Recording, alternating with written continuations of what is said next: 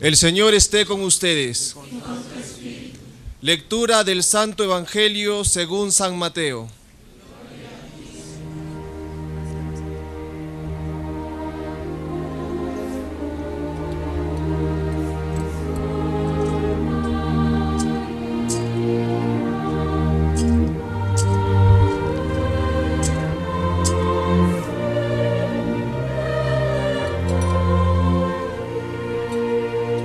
En aquel tiempo, los 11 discípulos se fueron a Galilea, al monte que Jesús les había indicado.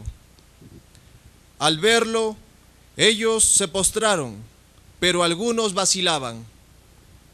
Acercándose a ellos, Jesús les dijo: «Se me ha dado pleno poder en el cielo y en la tierra.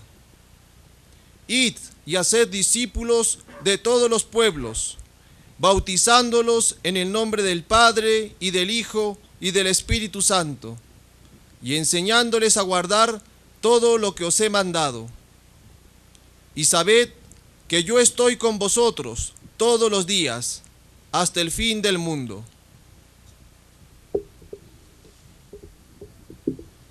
Palabra del Señor.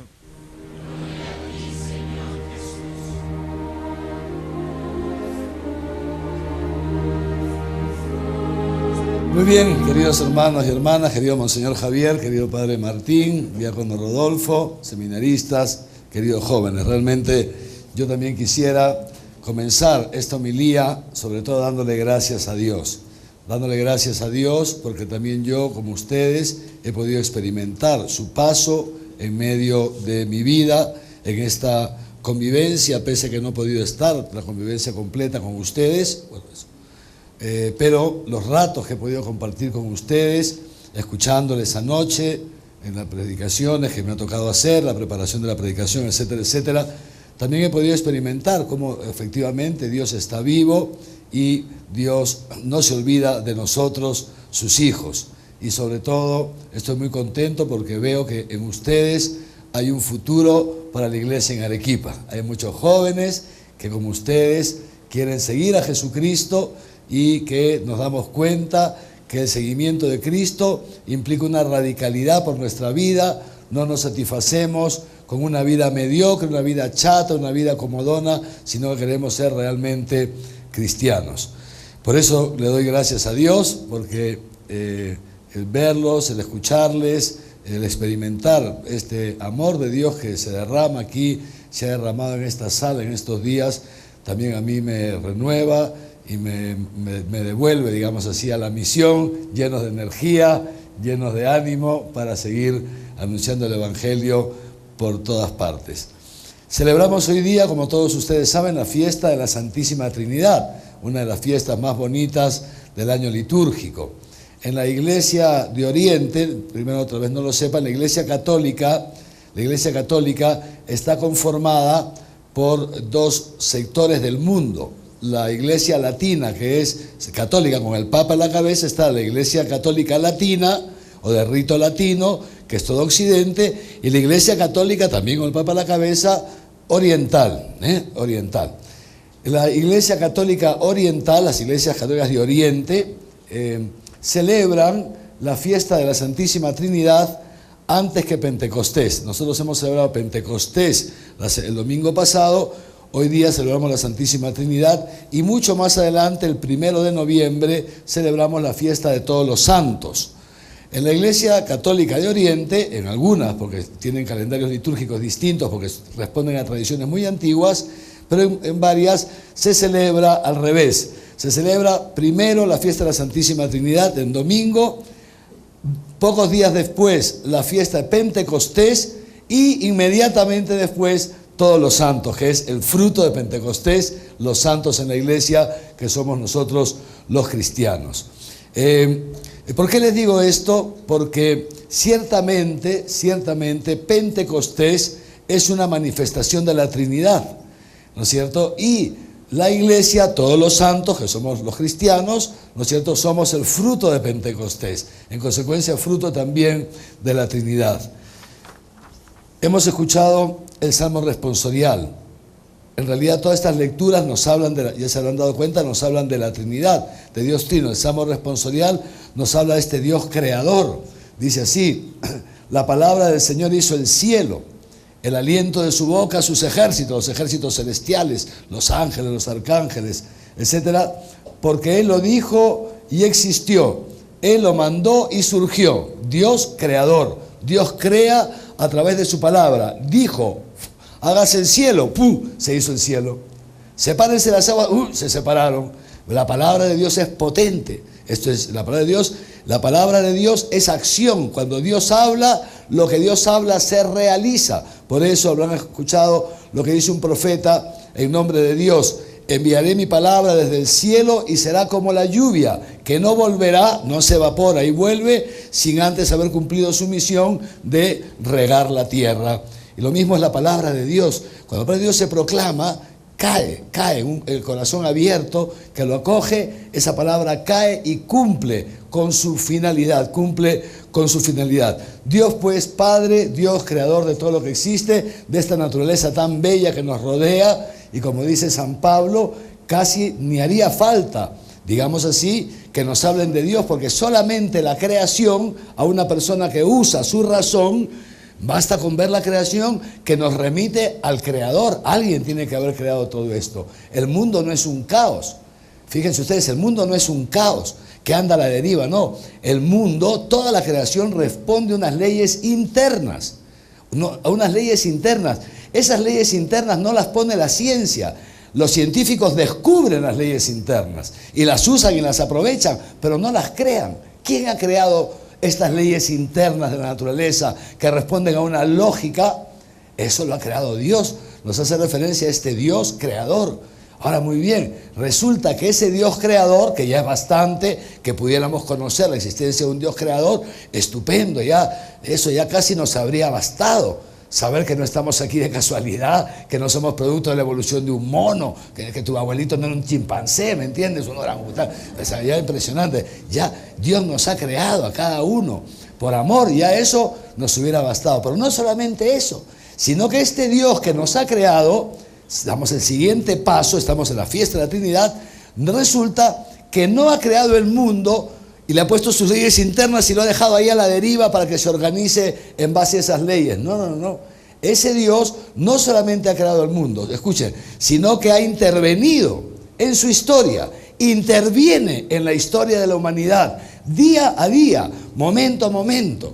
Y el signo, digamos, el pueblo que Él se escogió inicialmente para demostrar cómo es capaz de intervenir en la humanidad, lo hemos escuchado en la primera lectura tomada del libro del Deuteronomio. Después de esa gran manifestación de Dios en el Sinaí, donde Dios habla a su pueblo, y luego Moisés, pasado un tiempo, Moisés hace referencia a esto y le habla al pueblo de Israel diciendo: pregunta a los tiempos antiguos, pregunta desde el día en que Dios creó el hombre, pregunta a los pueblos vecinos que tienen sus dioses, sus ídolos, pregúntales si algún pueblo ha tenido un Dios como el Dios nuestro.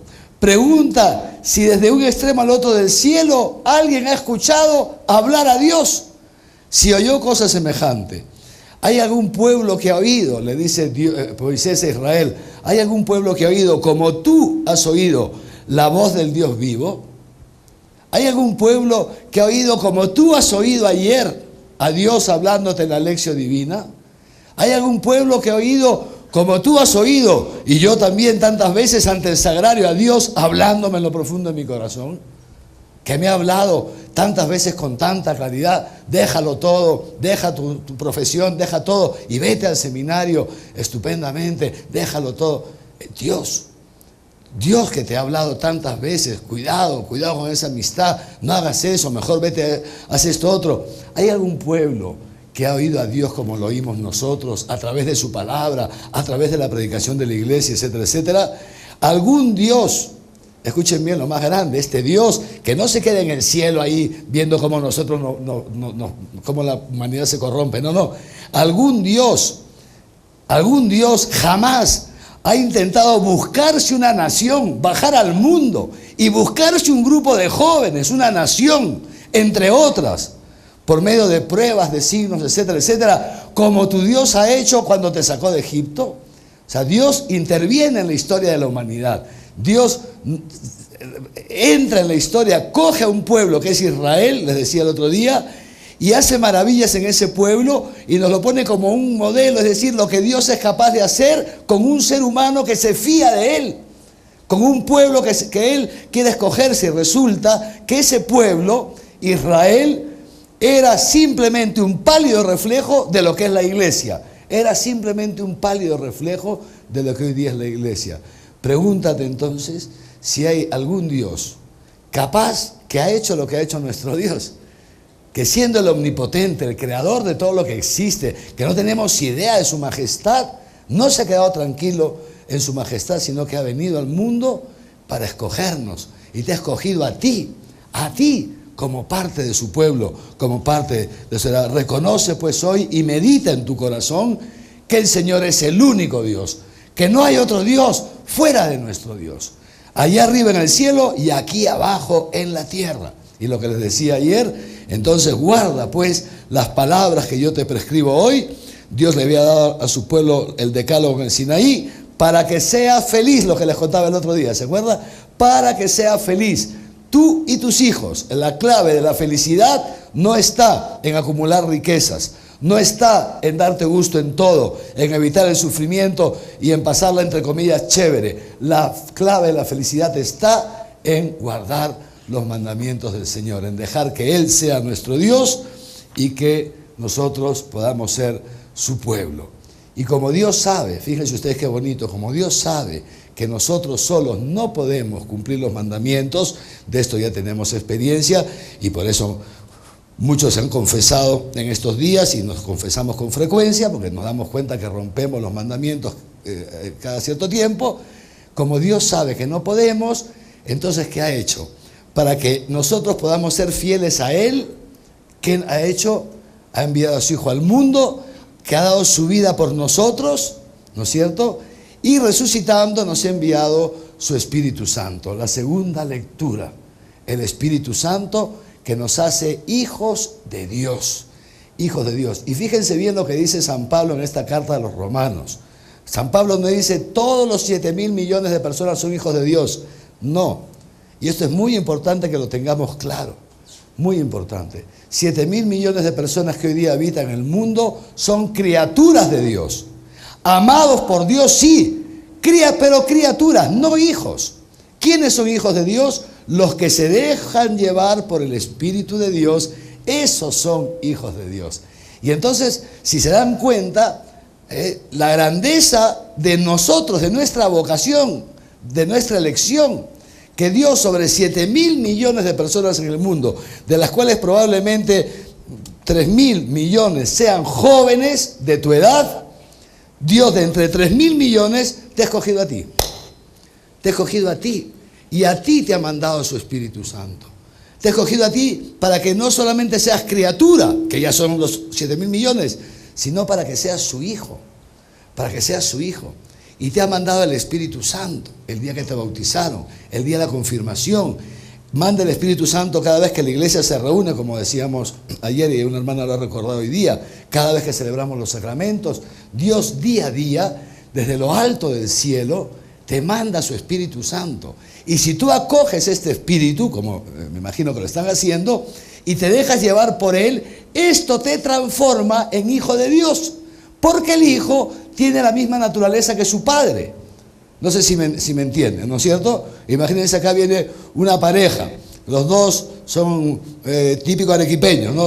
Así, blanconcitos, como sea. Y de repente, y traen este hijito, todo negrito, bembón, todo eso. Y nuestro hijito, no tiene la naturaleza de sus padres, ¿eh? Cuidado, que aquí ha habido trafa. Aquí ha habido trafa, ¿me entienden, no? El hijo tiene la naturaleza del padre. Y eso somos nosotros. Para eso Dios te ha elegido. Fíjate tú qué grandeza, qué grande ser cristiano. Para que tú puedas dejarte llevar por este Espíritu y seas transformado en hijo de Dios, partícipe de su propia naturaleza divina. Seas divinizado, como lo que decíamos en estos días. Por eso, este Espíritu, y esto es muy importante, este Espíritu que hemos recibido todos en el bautismo, y que lo seguimos recibiendo en esta convivencia, el Señor lo ha mandado realmente con mucha fuerza, no es un espíritu de hijos. No hemos recibido un espíritu de esclavos para vivir en el temor. Ay, si pego, ay, si no cumplo, ay, si el mandamiento, ay, no, los cristianos no vivimos en el temor de no pecar. No vivimos en el temor de no pecar.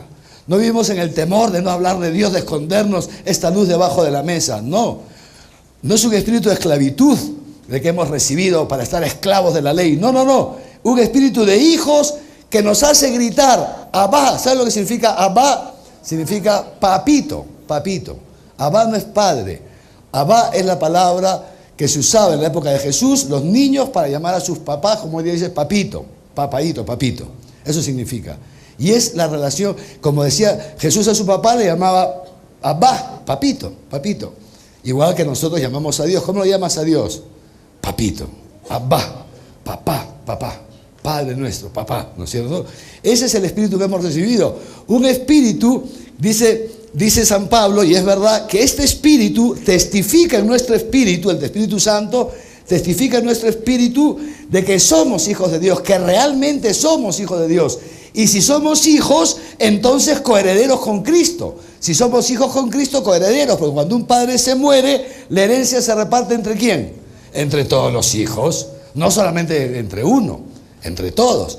Si nosotros somos hijos con el Hijo, en Jesucristo, la herencia que le corresponde a Jesucristo nos corresponde a todos. ¿Y cuál es la herencia que le corresponde a Jesucristo? La resurrección y la vida eterna.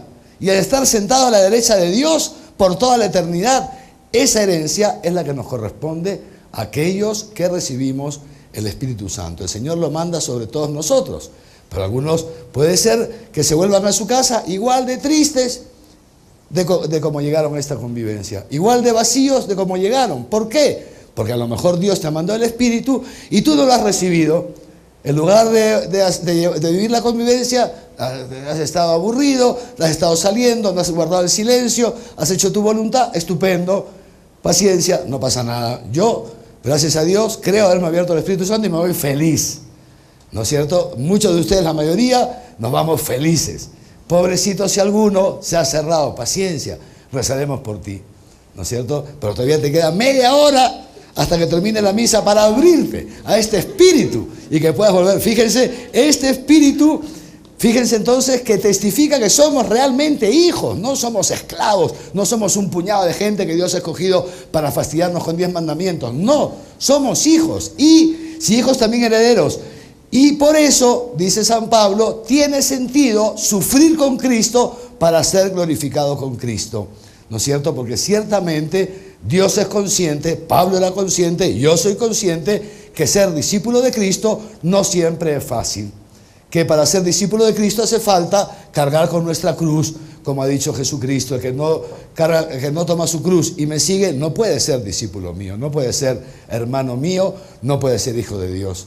La filiación divina pasa por momentos de cruz, por momentos de dificultad. Vivir cristianamente en un mundo pagano como el que nos rodea, sin duda es difícil, ¿no es cierto? Pasa por momentos de sufrimiento, de negación de nosotros mismos, esto que decía algún hermano, de caer en la tierra y morir. Claro, pero la pregunta es, ¿vale la pena o no? ¿O vamos a vender nuestra primogenitura como el pobre, ¿cómo se llama? Esaú, ¿no? Por un plato de lentejas. Y al final encima de las lentejas se mala el estómago y termina fregado. Termina fastidiado, Termina fastidiado. Con un plato de lentejas y te quedaste sin primogenitura, pierdes el Espíritu Santo, pierdes todo. Vale la pena entonces.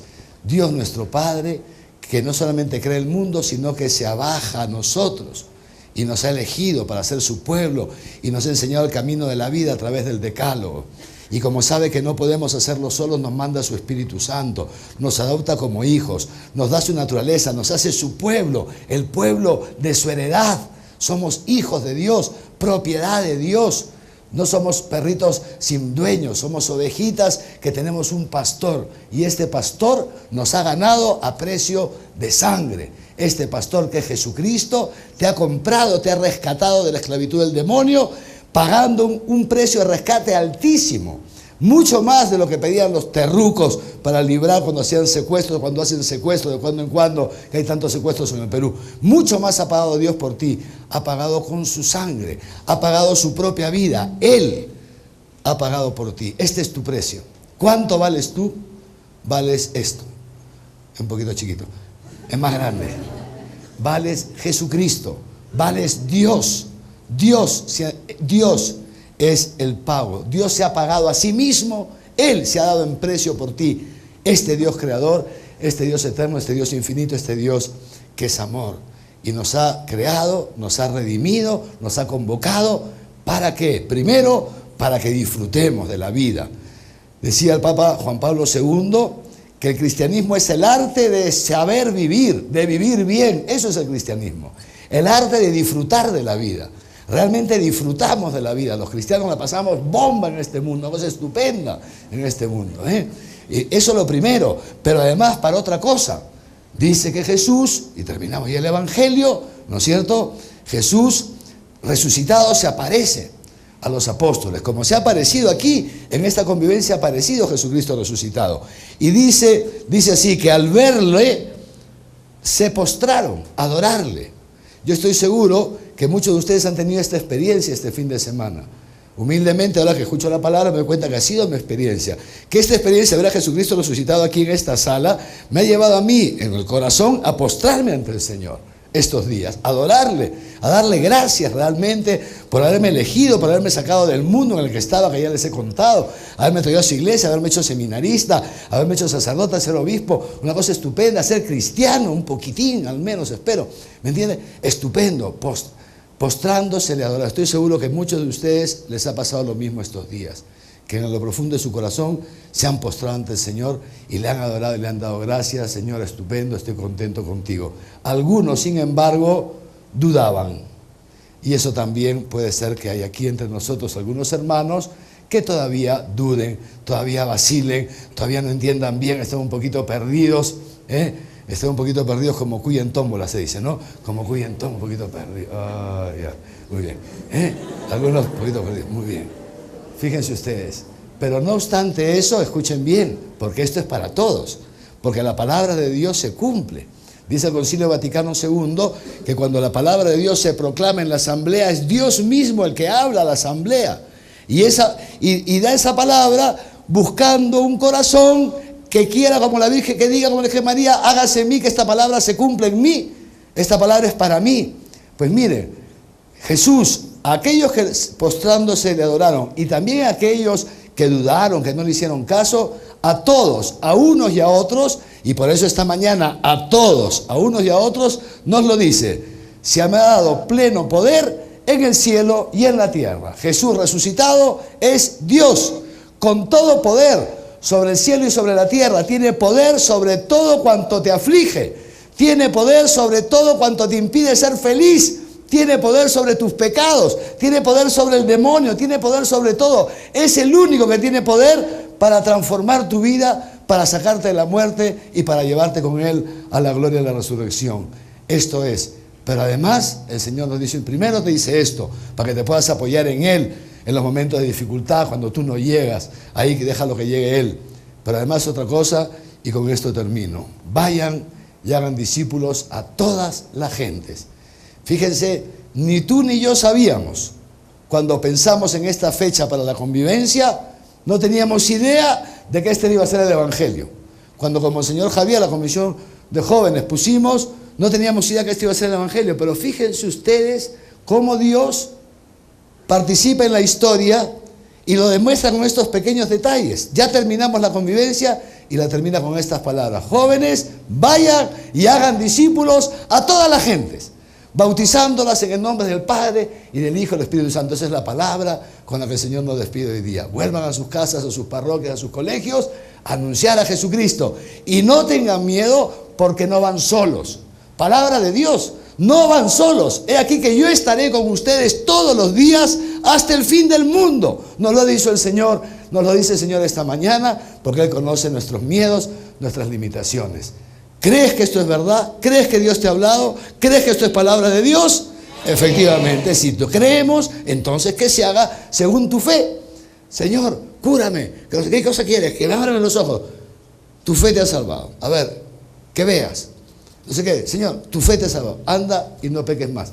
La fe es la que hace posible que la palabra de Dios se realice en nosotros. Pidámosle al Señor esta mañana en esta misa que nos conceda la fe.